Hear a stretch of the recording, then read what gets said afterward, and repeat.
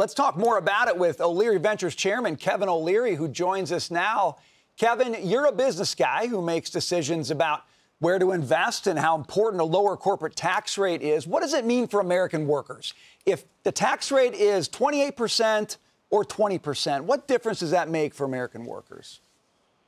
Well, we're starting to see debate in this presidential cycle around policy, and this is a big one. So obviously the Trump administration proposing as low as 15 to 21 and Biden at 28. What this really says is, where do you fit in the G7 and G20 in terms of competition? Right now, we're sort of in the top of the second quartile. Going to 28 puts you, in terms of tax competitiveness, at the bottom.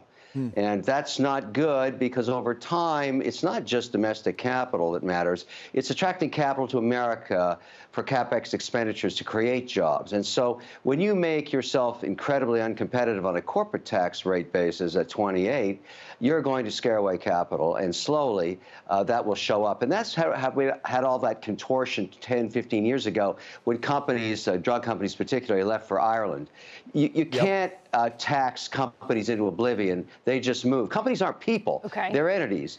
Can we talk about people? Because Trump is coming out and he says that he wants to reduce or eliminate taxes on tips. Do you like that?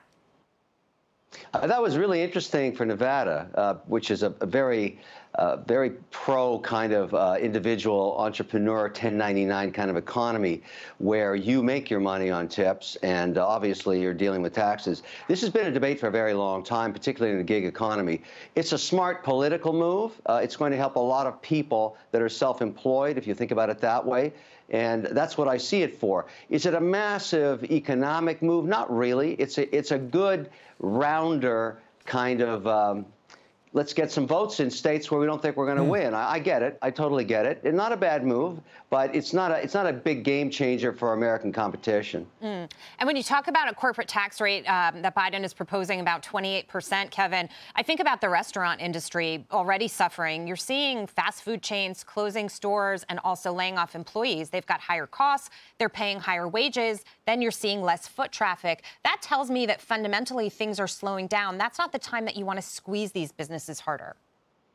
No, it's a triple whammy. You have people's preferences and how they dine after the pandemic has changed dramatically. They don't go out as much, and that's nothing to do with inflation. Then you have inflation itself, both in the protein inflation, and in the case of red lobster, protein and lobster meat's very, very volatile in the price, and it's really hurt them. But also you've got policy mistakes. I'm here in California shooting season 16 of Shark Tank.